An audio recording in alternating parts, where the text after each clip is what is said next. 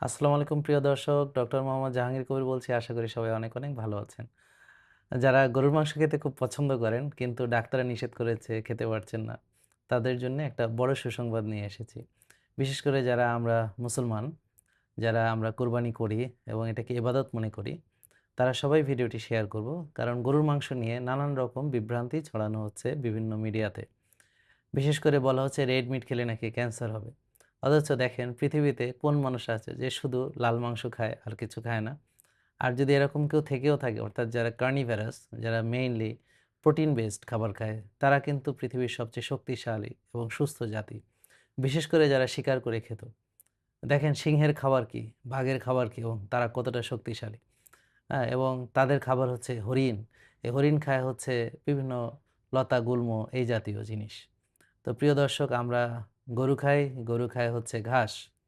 তো এই যে ঘাস খাওয়া যে গরুগুলো আছে, যেগুলো চরে বেড়ায়, রোদে যায় এবং যেগুলো নিজের খাবার নিজেই সংগ্রহ করে, তারা কিন্তু সুস্থ গরু।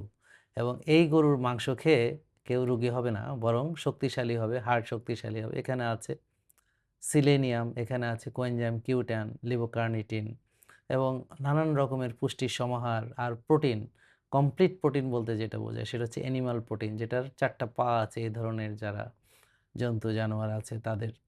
তো প্রিয় দর্শক, এই গরুর মাংসকে নিয়ে অনেক রকম মিসকনসেপশন আছে। তার ভিতরে সবচেয়ে গুরুত্বপূর্ণ যে এখানে যে চর্বি আছে, কোলেস্টেরল, এটা শরীরের জন্য মারাত্মক ক্ষতি। তো আপনারা জানেন যে কিছুদিন আগেই এই যে ইউএসডিএ তাদের ফুড পিরামিডটাকে ফ্লিপ করেছে। ওখানে এফডিএ এর কমিশনার ডক্টর ম্যাকক্যারি উনি নিজের মুখে স্বীকার করেছেন যে স্যাচুরেটেড ফ্যাট নিয়ে যে ডগমাটি ছিল, ওটা থেকে ৬০ বছরের যে ডগমা ছিল যে স্যাচুরেটেড ফ্যাট এটা হচ্ছে হৃদরোগের কারণ, সেটা থেকে জাতি বেরিয়ে এসেছে। তো এই ভিডিওটি আমি দিয়েছি, আপনারা কাইন্ডলি দেখে নেবেন।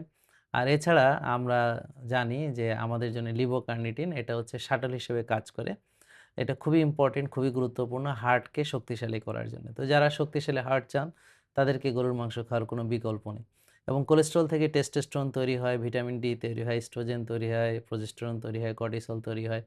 তো যারা ভালো হরমোন আর স্বাস্থ্য রাখতে চান, তাদের জন্য গরুর মাংসের কোনো বিকল্প নেই। অবশ্যই এই ঘাস খাওয়া গরুর মাংস সেটা সরিষার তেল দিয়ে মেরিনেট করে আপনারা খাবেন এবং শাকসবজি দিয়ে খাওয়ার চেষ্টা করবেন, সালাদ দিয়ে খাওয়ার চেষ্টা করবেন। ভালো করে চিবিয়ে, চিবিয়ে খাবেন এবং অবশ্যই এক্সারসাইজ করবেন এবং ঠিকমতো ঘুমাবেন। তাহলে দেখবেন যে কোনো প্রবলেম নেই। আর মাঝে, মাঝে রোজা রাখবেন বা ইন্টারমিটেন্ট ফাস্টিং করবেন। অর্থাৎ ফ্রিকোয়েন্ট ইটিং না করে একটা গ্যাপ দিয়ে ইটিং করবেন। তাহলে দেখবেন গরুর মাংস খেয়ে আপনার বরং উপকারী হবে, শক্তিশালী হবেন। সবাইকে ধন্যবাদ। মাংস খেয়ে আর ভয় পাওয়ার কোনো কারণ নেই।